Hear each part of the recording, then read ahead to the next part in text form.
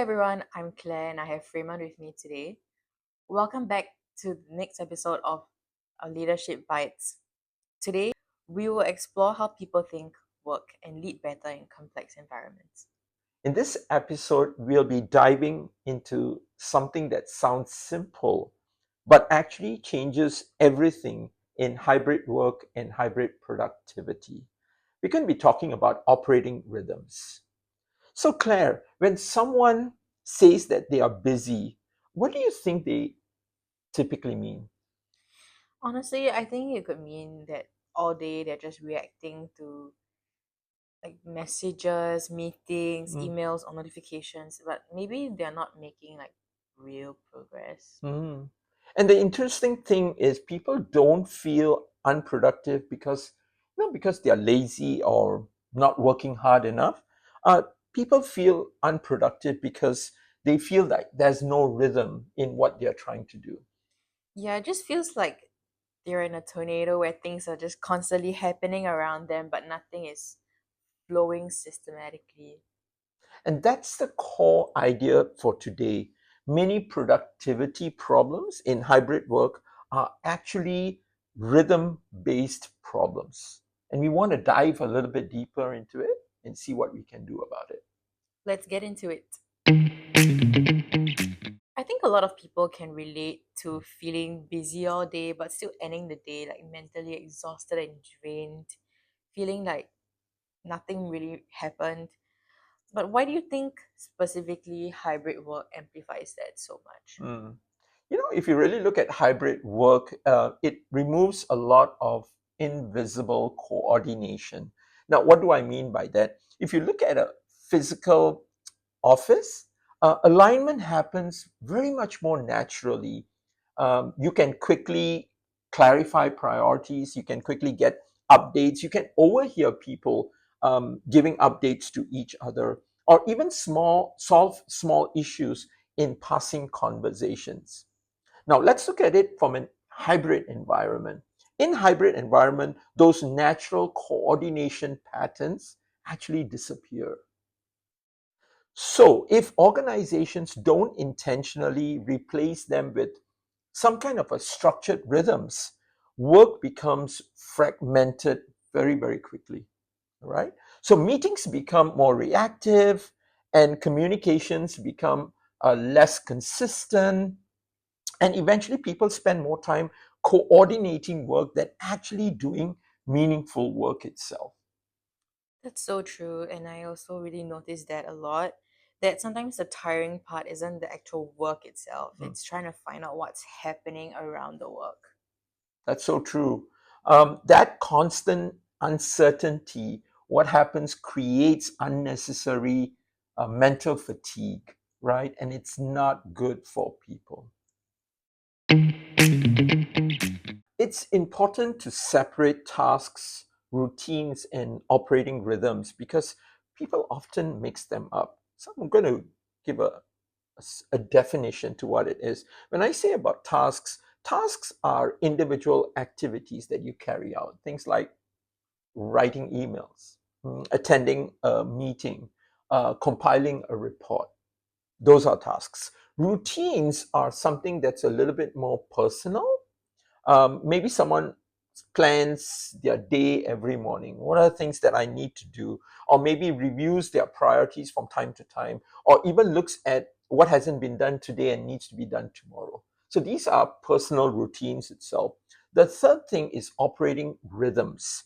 When I say operating rhythms, I'm talking about rhythms within a team, right? At the team level itself, how they are shaped, how coordination happens between team members, and how they happen consistently across different teams itself.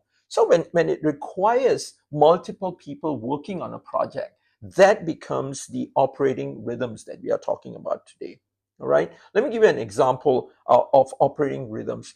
It could be how frequently priorities are being reviewed within a team, or maybe even alignment conversations. What I'm doing and what you're doing, how is that aligned towards our goals itself? Or even how updates are really communicated, right? What I'm doing may affect you. So I need to give you a status of where I am. or even how teams protect that focus time when they are working together.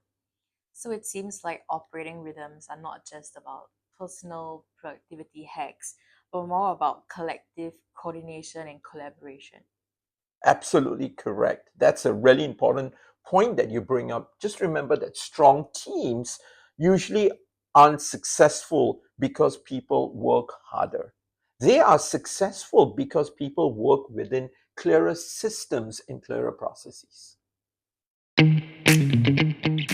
So, to make this clearer, I want to introduce a simple model which we can use for the rest of this conversation. The model is called the Operating Rhythm System, or also ORS.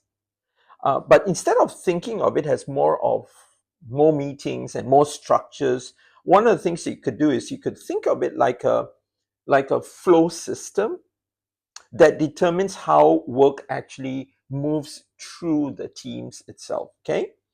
At its core, operating rhythm system is not about just control, it's about creating more certainty in how work travels from idea to execution to learning. Tell me more about this system. There are four pillars in any team's operating rhythm system. And I'm going to kind of like break it up into the four pillars into an acronym SAEF. S stands for signal, A stands for alignment, E stands for execution, and F stands for feedback. I'm going to take each one of them separately so that we could understand it a little bit more deeper. The first one is signal. All right. Signal is what signal is coming in. And this signal could be any kind of incoming information. This can range from messages and updates and requests and shifting of priorities itself. Now, typically, the challenge here is not about a lack of information, but actually, it's an overload of information.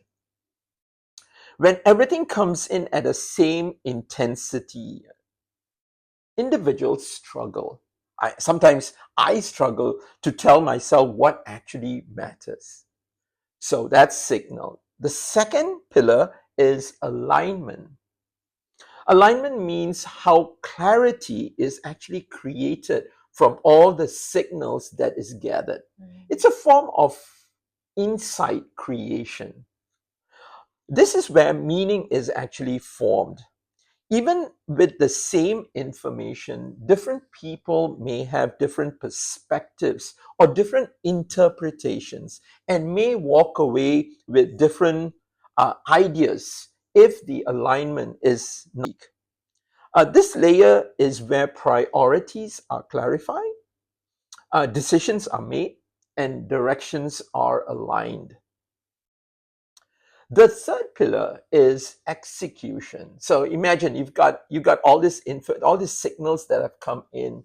You have aligned it, you have clarified it. The third step is to execute the insights that you really have. So this is where tasks actually gets done. Workflows are developed, focus time is allocated, and delivery cycles are closed. Execution only works well when alignment is already strong, right? With a lack of alignment, people may be confused in terms of what their priorities are. So execution becomes reactive instead of focus if there is a misalignment. Number four, which is feedback. This is how the system actually improves. This is where real learning happens because the team sits and retrospects, it reviews and even looks at feedback loops itself. I feel like without this pillar, teams don't grow, teams don't evolve.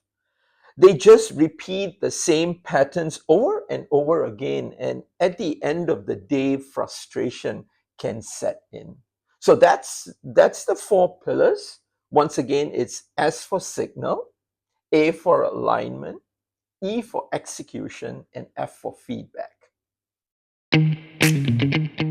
It's seems like if you apply this model to any team, it seems like productivity issues are rarely random, and that these come up when one or more of these pillars breaks down, especially when it comes to alignment and feedback.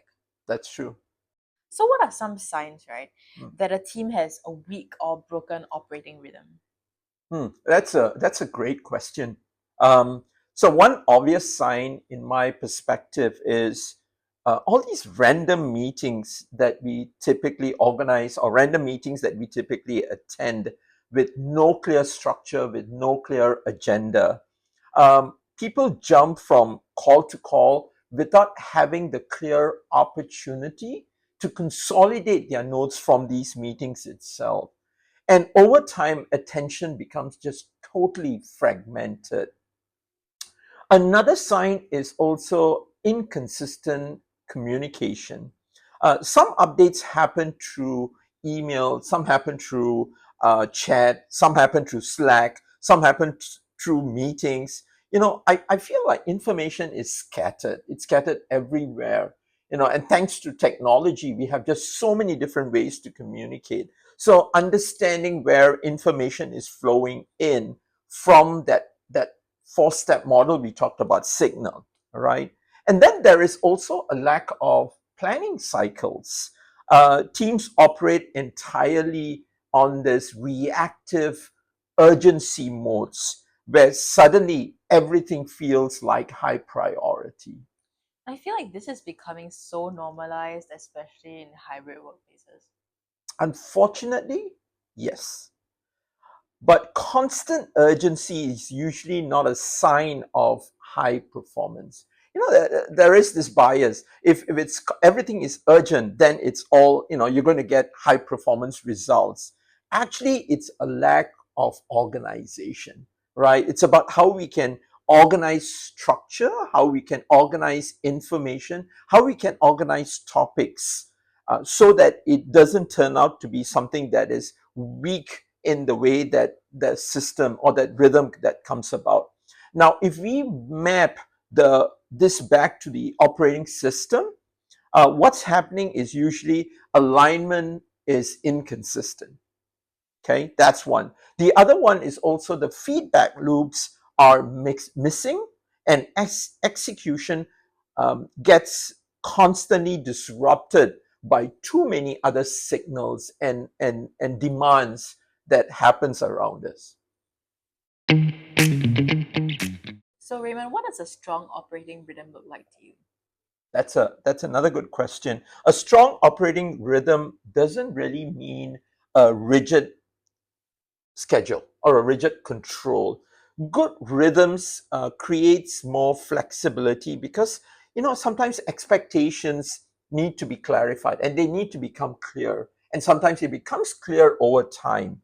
One example is protecting the uninterrupted focus periods instead of expecting people to be constantly available all day, right? I'm not sure if you've had those moments, but when you're trying to focus, people just step in and ask you a question and disrupt your flow of thinking or your rhythm of work.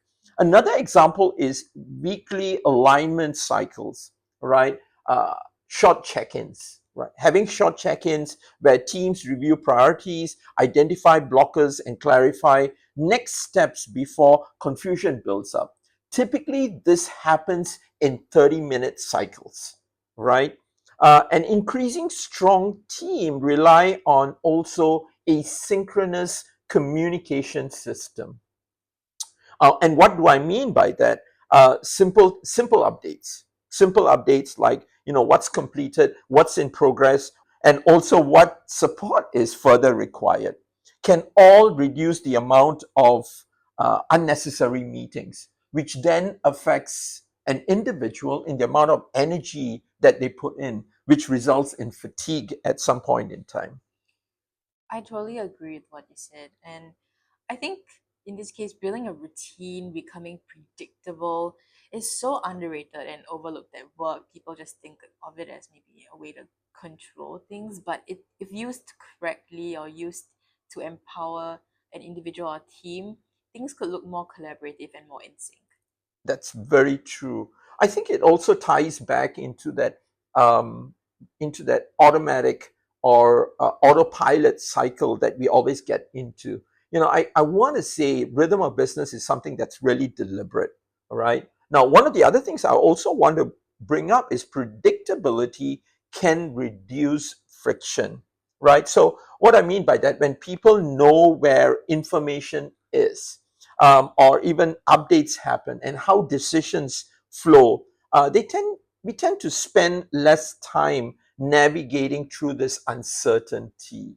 I think one great example which I tend to face is, when I'm in our shared folder or when I'm looking for information in our shared folder and I can't find certain information, or I do not organize information in a way that is accessible to me.